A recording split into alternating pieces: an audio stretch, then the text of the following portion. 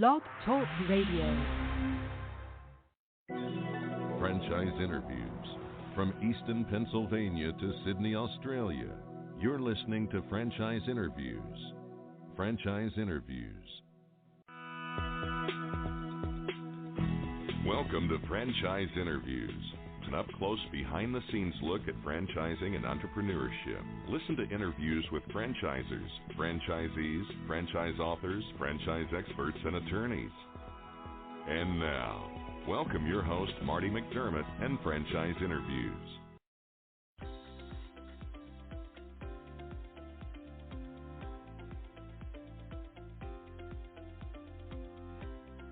Hi, everyone, and welcome to a very special edition of Franchise Interviews, where for over 15 years now, we've been asking the entrepreneurs one-on-one.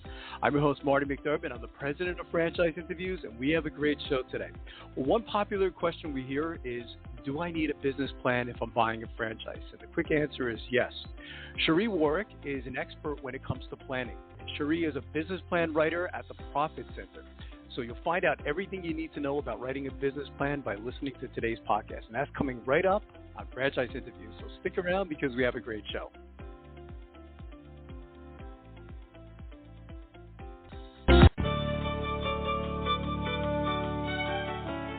Are you one of those special people who are willing to go after your dreams and goals? Are you ready to fulfill that dream of owning your own business with the security of a proven brand? The opportunity to take control of your future and own a Rita's Italian Ice franchise is within your reach. Rita's is seeking success-oriented individuals who are ready to make a change in their life, and Rita's offers unparalleled training and support to assure your success. And did you know the frozen treat industry is a recession-proof industry? Now here's the really good part. Rita's Italian Ice is a unique and amazing taste treat. It's smoother than a snow cone, and it combines ice with real fresh fruit. The real fruit adds dramatically to the taste, and it comes in over 40 flavors. The ice and fruit are mixed on site and made fresh daily, and it is delicious. You'll want to know more about this exciting and successful franchise opportunity. Go to www.ownaritas.com and get all your questions answered. That's www.ownaritas.com to take control of your dreams and future today. You don't want to wait any longer to be a part of this adventure. www.ownaritas.com.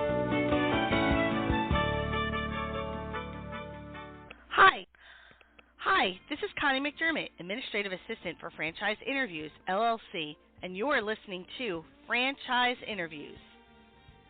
We have a great show today. We're meeting with Cheree Warrick, author of Creating Business Plans That Actually Get Financed. Hey, Cheree, how you doing today? I'm well, Marty. How are you? I'm doing well, Cheree. It's great to finally have you on the show. I'm so glad that you wrote this book.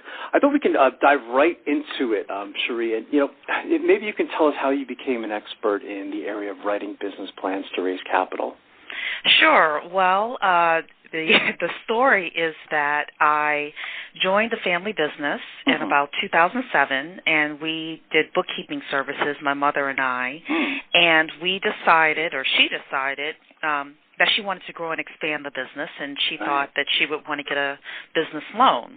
Well, the first thing we had to do was write a business plan, and since I had the business degree, she said, you've got that assignment, and I had never written one before.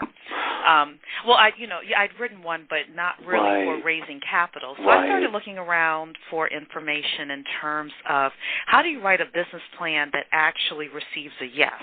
Yes. And the information was very limited in terms of how to do that. So I pulled together what I could. I showed it to a mentor of mine that was a 40-year veteran in terms of running businesses and raising capital. He said, make these few tweaks, and I did that, and the bank said it was one of the best business plans that they had ever read. Wow. After that point, I started raising money for my Chamber of Commerce, and I used the same information in order to do that. I started helping other companies, and I also started speaking with other consultants that raise capital as well and learning a lot more strategies and tactics for understanding what angel investors and banks and venture capitalists are looking for in business plans. That's fantastic, Cheree. You're right. There's so much out there as far as, how to write a business plan. If you were to go to, Barnes & Noble, you see a dozen books. But, most of them, I suspect there's a lot of people out there that use those books, and then they go to a bank or an angel investor, and then they get a no. So I was so happy that you wrote this book on how to get a yes. I don't think there's a lot out there. I haven't seen a lot anyway, so I think it's fantastic. Many of our listeners, they've heard that banks aren't lending. Is that true, Cheree? That is not true. However, it is much harder to get a loan today than it was 5 years ago. Right, so we'll definitely be honest about that. There's also, within small businesses, there are 3 things that you need in order to get a bank to say yes. And the truth is, if you don't have all 3 of these things, you're not going to receive a yes. It doesn't matter how great your business plan is or if you're the next Google. It's not going to matter. Okay. So if you don't mind, Marty, I'll tell the audience those 3 things. Yeah, absolutely. The first one is good credit, good personal credit. The second is you need to have enough collateral, and that changes from bank to bank in terms of what they consider enough collateral to be. And then the third thing you need is cash flow. And notice I didn't just say cash, I said cash flow. You have to show that your business is going to bring in enough revenues every month in order to not only pay payroll and rent, but to also pay for your own personal bills and to pay the bank back. Because if the bank considers that at the end of the month you have a choice between paying the bank back or buying diapers for the baby, which one are you going to choose? Sure. You're going to choose your family every time. Of course. So those are the things that they're really looking for in order to feel comfortable. That's great. So credit, collateral, and cash flow. Would you recommend, Cheree, that entrepreneurs get a copy of their credit report first, it sounds like, so they know, what their credit score is before, they go through all the motions of writing a business plan to find out that their credit is bad? I would suggest that. Plus, I would suggest they take that credit score or that credit information to their local commercial banker. Okay. Don't just go to the branch manager, but go to the person that actually sees what's getting funded and what's not getting funded. And show them your credit score and show them your assets and say, if I had this type of business, do you think your bank would, at least take a good hard look at it? Sure. Now, every bank has a portfolio of things that they invest in. So some of them like to be real estate heavy. Some of them like to be government contract heavy. So while I mentioned those 3 things, there are a lot of other factors that contribute as well. But sitting down with, like I said, that great commercial banker and laying it all out and being truthful and honest is one of the best ways that you can kind of figure out, okay, am I bankable or am I going to have to go maybe the angel route or the crowdfunding route and raise money that way? That's interesting, and I want to talk about that as well. And Marty, I'm sorry, if you don't mind, I just want to throw in one statistic, and that is that there were over 5 million small business loans. That means loans under $1 million in 2011, and they rose in 2012. The government doesn't have the statistics yet because we're just in March of 2013. But I wanted to let you know 5 million small businesses did receive capital, so from banks. Well, that's good to know, right? I mean, a lot of our listeners too. I mean, I guess we can classify them as small businesses. A lot of our listeners are looking to buy like a Subway or a Dunkin' Donuts, or it could be a cleaning franchise, whatever that may be. So it's nice to know that it sounds like money is actually being invested in small startup businesses on an annual basis, Cheree. So I think that's fantastic. Why is it important for us as entrepreneurs to understand how to raise capital, Cheree? Well, it's an evergreen skill, and what that means is it's just like knowing how to lead people or knowing how to balance your checkbook. Mm-hmm. It's something that if you don't have it, you're going to end up in a world of hurt.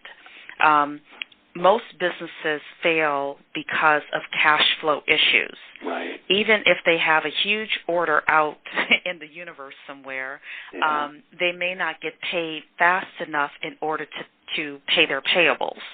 So knowing how to raise money is important for not only that purpose, but let's say that you're doing very well right now, but you want to go into another market. Let's say a franchisee wants to open up a second store, a third store, or a third location, but they can't necessarily use the cash flow from just the first store. Right. Well, what are they going to do?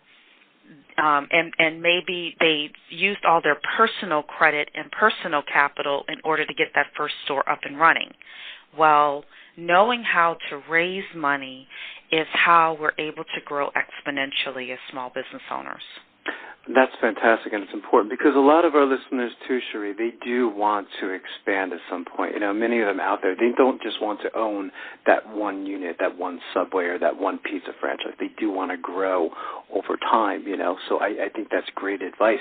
I'm curious what, some of the biggest mistakes entrepreneurs make when writing their business plans and presenting them to investors, Cheree. Well, one of the first things I would say is put yourself in the shoes of that investor, okay? They've worked very hard in order to assemble, their money. And the average angel investor puts about $300,000 into a company. But you'll be surprised to know this.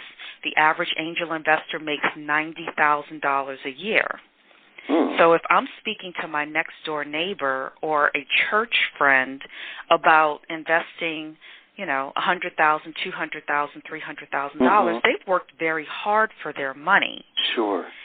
And one of the things that we have to do as entrepreneurs is know what their greatest fears are in terms of giving you their capital and actually answer their questions. It's like you want to be proactive, it sounds like what you're saying is to identify what those fears are and just, come right out with it. Absolutely. Absolutely. So some of the common reasons why angels reject deals, and this is a part of a study that was done by EquityNet.com, some of the common reasons are they don't feel that your franchise can grow sufficiently enough to be able to pay them back. Or there's lack of information about you as the entrepreneur or is about the franchise itself. Or the really, really big one is that they don't trust the team and the management team in particular in order to bring customers in, service those customers sufficiently, create happy customers, and get them coming back more and more and more. Because savvy angel investors, and I'm talking about people that put money into deals about 3 to 10 times a year, are what we will call more savvy angel investors. They know that the team is more important than the business idea itself. They also know that if you have no customers, you have no business, and there are no exceptions to that. So they want to know how are you going to get the customers in, and they want to know that you have a strong enough management team to actually be able to make that happen. That's interesting, Cheree. I didn't realize that with angel investors, that $90,000 per year. I think so many of us have this perception out there that, they're bringing in millions of dollars every year, don't we? Yeah, we do. But, in my research in regards to this book, because I am a business girl and a stat person, I was shocked myself to find this out. And what That's we're amazing. Learning from this is that the angel investor is really the person next door. That will look at several deals a year, and they really consider their money as a portfolio, just like, a money mutual fund manager looks at a portfolio. An angel investor would consider your business as part of their portfolio as well. So sometimes they may say no because it's just not a great fit for their portfolio. Sure, absolutely. Is there a good way to identify angel investors, Cheree? I mean, how do people find them? I mean, do they just go on the Internet and do a Google search, or what's the best way to identify them? Well, one thing that you can do is, yes, go on to Google and put in your state and put in Angel Investment Networks. Okay. Now, these are a group of angel investors that get together sometimes once a month, sometimes once a quarter, and they will hear pitches from business owners in their communities. And I'll tell you this as well. The average angel investor does not like to invest in a business that's more than 4 hours of driving time. So with me, I live in the Northern Virginia area. 4 hours of driving time gives me access to New Jersey, Maryland, West Virginia, states like that. For other people, 4 hours, of course, may be a little bit more prohibitive, but it would really let you know the radius that you have. So looking at angel investment networks, also writing your business plan, writing a strong business plan and a strong executive summary, and just reaching out to family and friends, because you never know who knows who. Again, I mentioned, churches are a great place. Again, just saying, this is my business, this is what I'm looking to do. You never know who's going to stand up and say, well, I can introduce you to XYZ person. They may be interested in what you have to say. That's fantastic.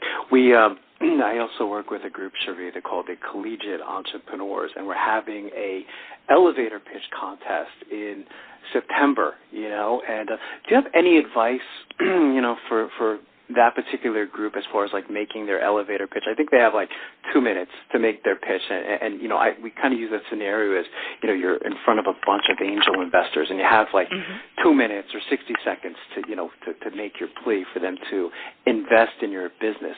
What would you say to them? Well, I would say to include a few things into their elevator pitch. Number one is tell clearly and precisely in a sentence or two what market problem you're solving or what the idea is. Okay? The second thing is to let people know, do you have current customers? If you do, how many do you have? What's the average ticket price that the person is spending?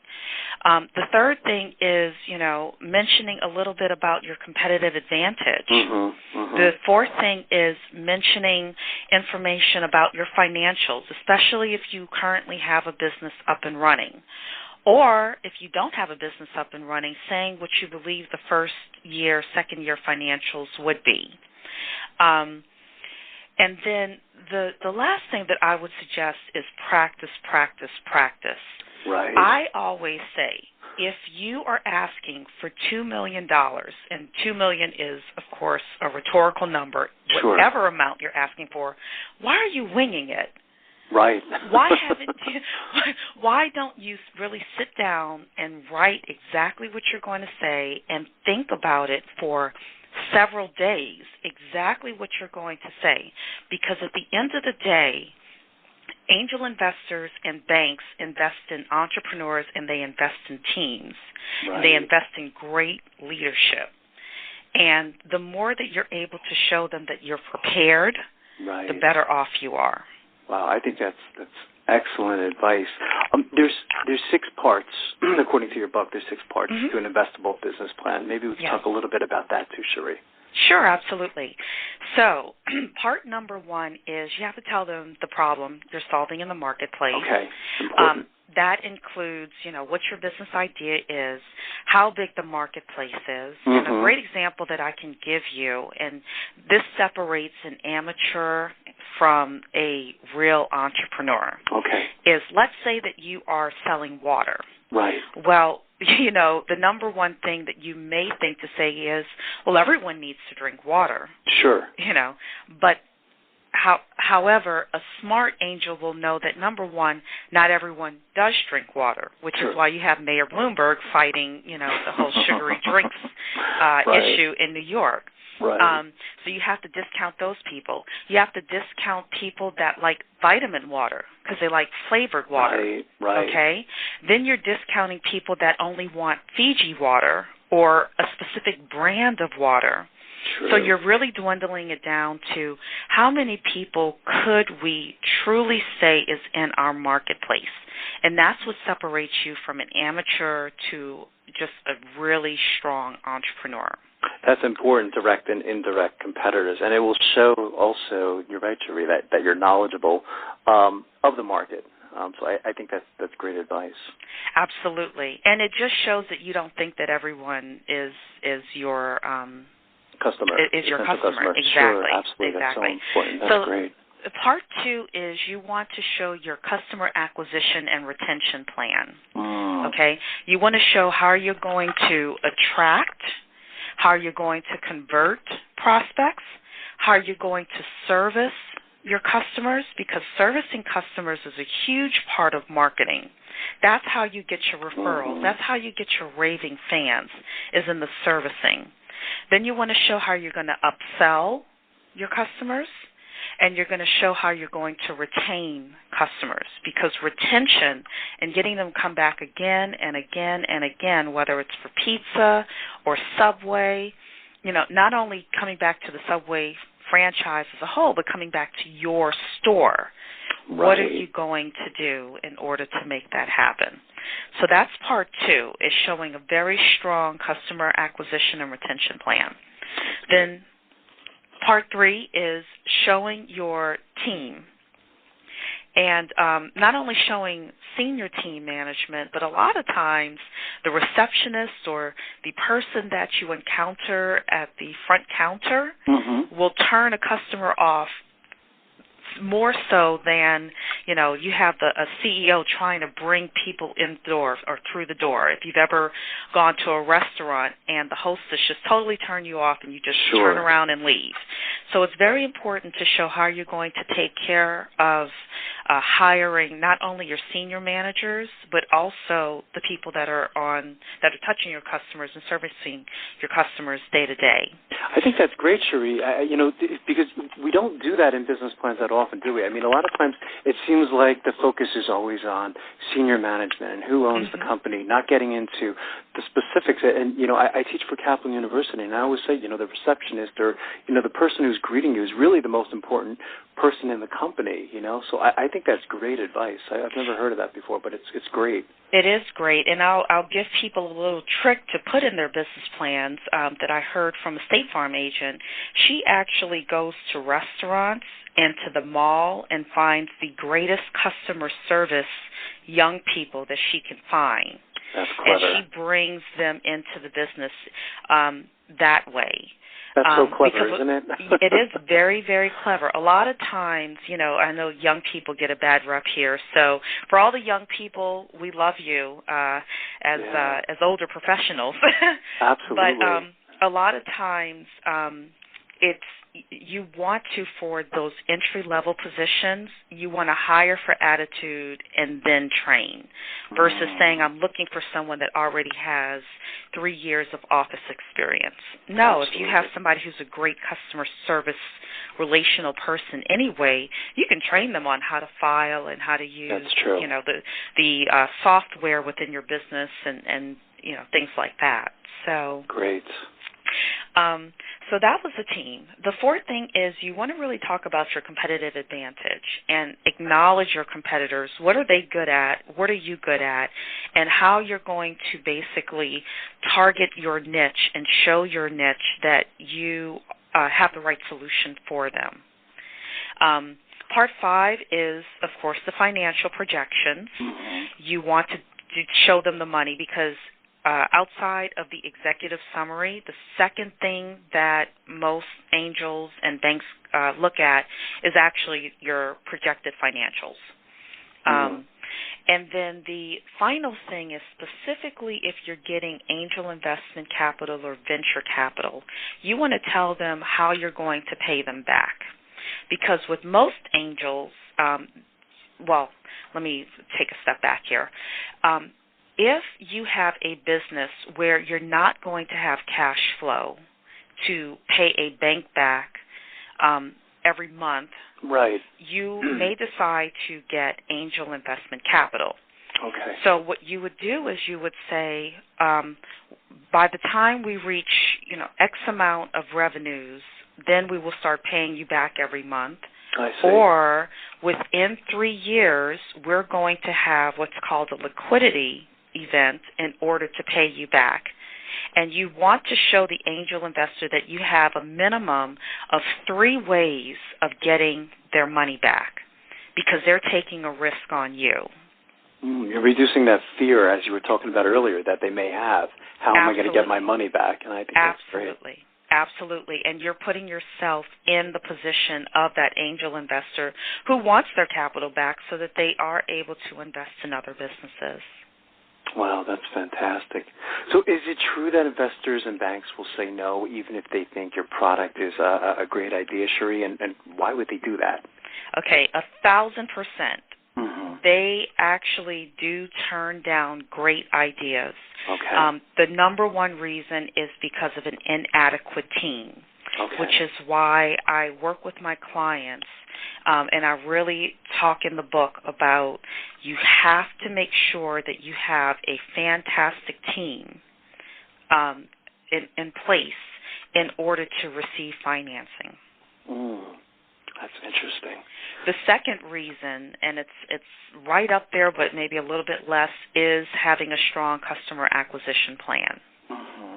How are you going to get customers through the door? Right, absolutely. Mm-hmm. I went to Fairleigh Dickinson for a post-MBA degree in entrepreneurial studies, Cheree, and there was always like angel investors coming in, and it always seemed like they were interested in the tech companies. Is it possible for non-tech companies to get money from angel investors? Absolutely. It is, okay. Absolutely.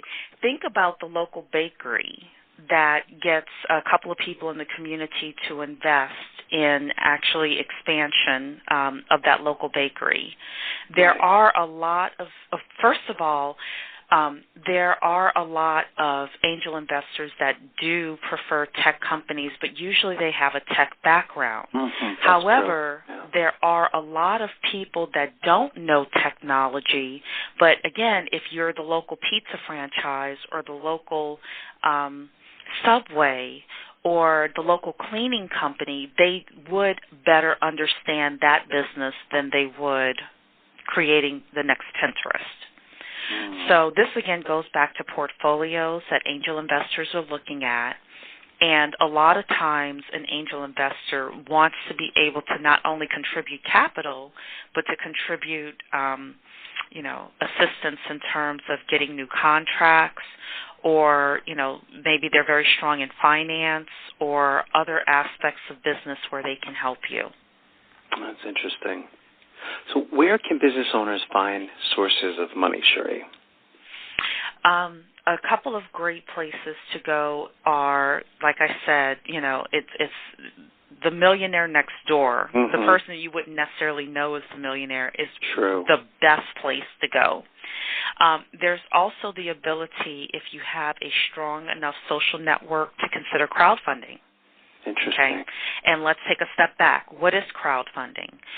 Crowdfunding is, let's say that you want to raise $100,000 in order to get your business up and running. Well, let's say that the average crowdfunder, and I actually got this information from someone that runs a crowdfunding platform, says that the average person invests $50 each. Okay? So if you had 2,000 people invest $50 each, then all of a sudden you have your $100,000. Wow, that's interesting. I've seen a couple franchise franchises actually getting into that now, Cheree. I was unfamiliar with it, and I think that's interesting. I think a lot of people don't know about crowdfunding, do they? It's something that has gotten a lot more attention with the Jobs Act that President Obama has passed. Yeah. But right now they haven't set up how you can actually exchange equity for the money. But, if you're opening up the local pizza shop, offer somebody, X amount of pizzas when you open, or ability to have a pizza party in your establishment or something like that. People love receiving those types of gifts, and they also love knowing that they are affecting their community. Absolutely. Providing jobs within their community. Now, another option that you may want to consider for brick-and-mortar businesses that are local. I just heard about this on Your Business on MSNBC. It's a company called Bolster, and that's spelled Bolstr. Okay. And they have something like a crowdfunding platform, but it's specifically meant for brick-and-mortar retail businesses, and they have it set up where if you invest in a specific business, you're able to share in the revenues of that business. Wow. So you may want to check that out as well. That's interesting. So how are entrepreneurs and readers responding to your book, Cheree? I've gotten actually rave reviews from entrepreneurs. I actually had one entrepreneur say that he put this book on his short list along with The E-Myth by Michael Gerber. Wow, that's pretty powerful. Very powerful. I wrote this book as something that could be read by the poolside or the fireside. It's a very easy read. It will only take you a couple of hours to get through. But even more than entrepreneurs, I wanted to put this book in the hands of angel investors and banks and say, what do you think? And I'm getting great responses. Every angel investor, every banker that I've presented this to has said, you're right on target. This is, no BS. We're giving them the information that they need. And I've actually had a couple of angel investors order multiple books from me and start giving them out to people that come and ask them for funding. So, so if you are actually looking for a book that has been blessed by people that have the money, then this is it.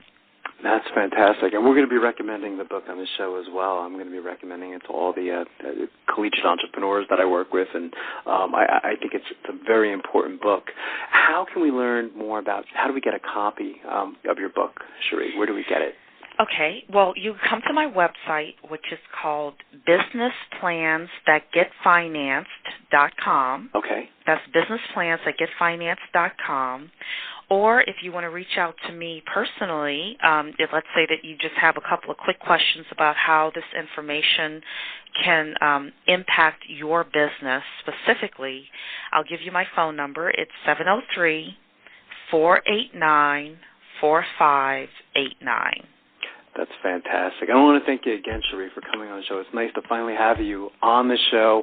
And I'd really like to invite you back next year, as you continue to sell the book. And I have a feeling you'll be writing some more books in the future as well. I hope so. Thank you so much, Marty. It's been my pleasure. Thank you, Cheree. We'll be right back with more franchise interviews.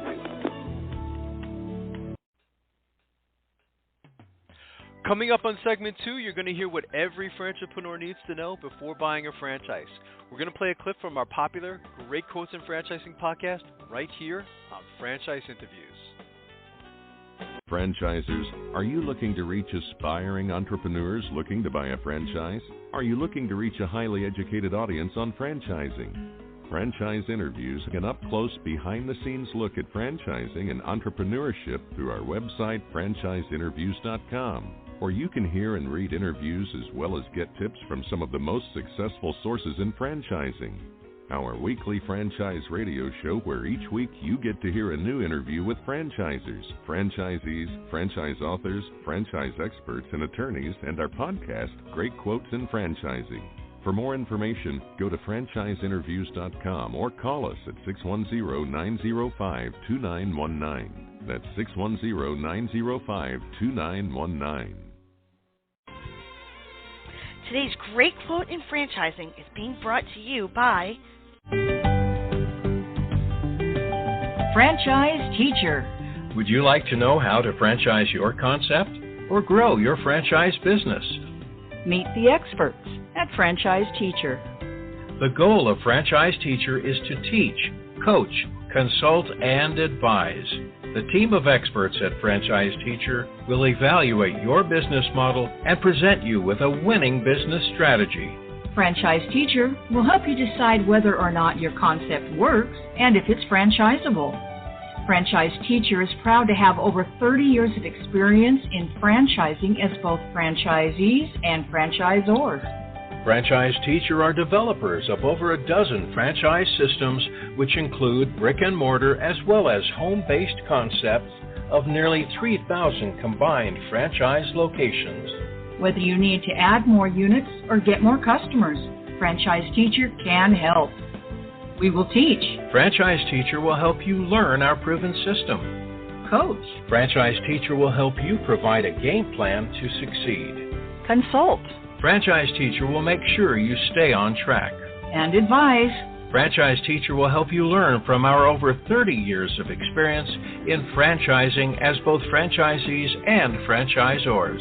Take advantage of our free, no-obligation phone consultation. Simply go to franchiseteacher.com or call us at 561-385-3032. That's franchiseteacher.com or call us at 561-385-3032.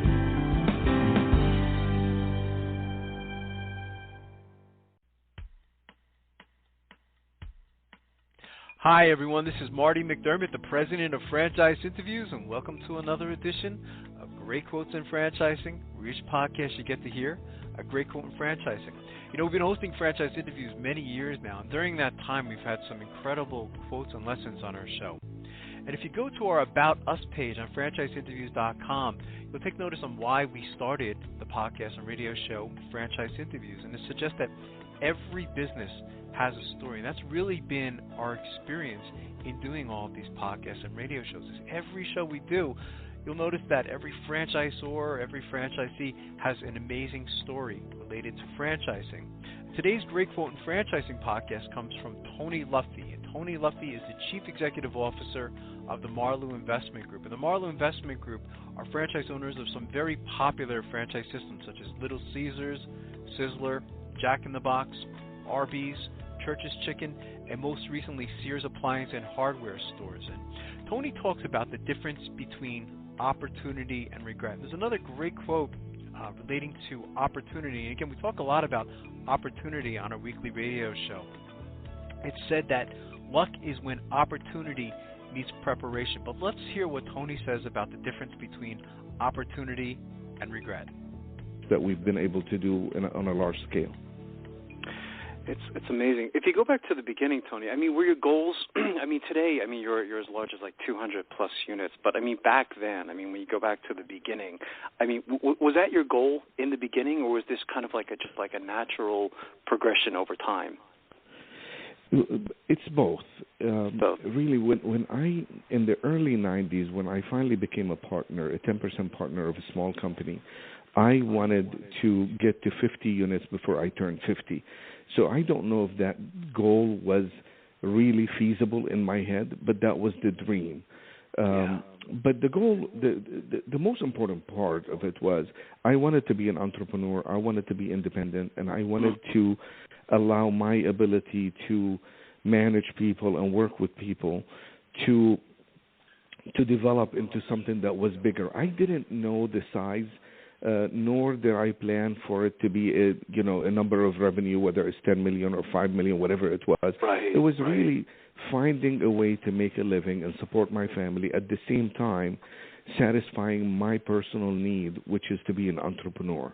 And really, once that took place, it was more about the opportunities that came our way. And I always say the difference between opportunity and regret is being ready.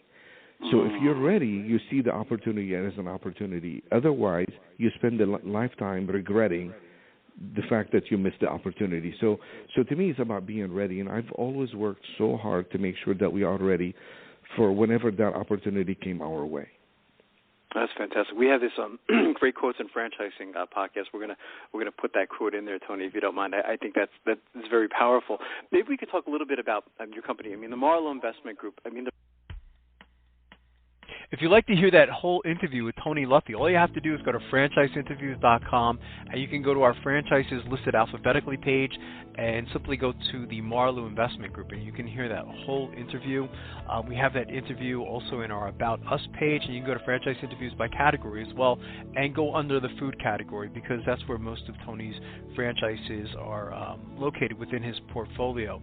And lastly, we'd just like to thank everyone for making this podcast such a tremendous success. It's amazing how many people have listened to the podcast over the years, so it's really been wonderful, and we'll see you again soon with another edition of Great Quotes in Franchising from Franchise Interviews. Take care, everyone. Franchise Interviews. From Easton, Pennsylvania to Sydney, Australia, you're listening to Franchise Interviews. Franchise Interviews.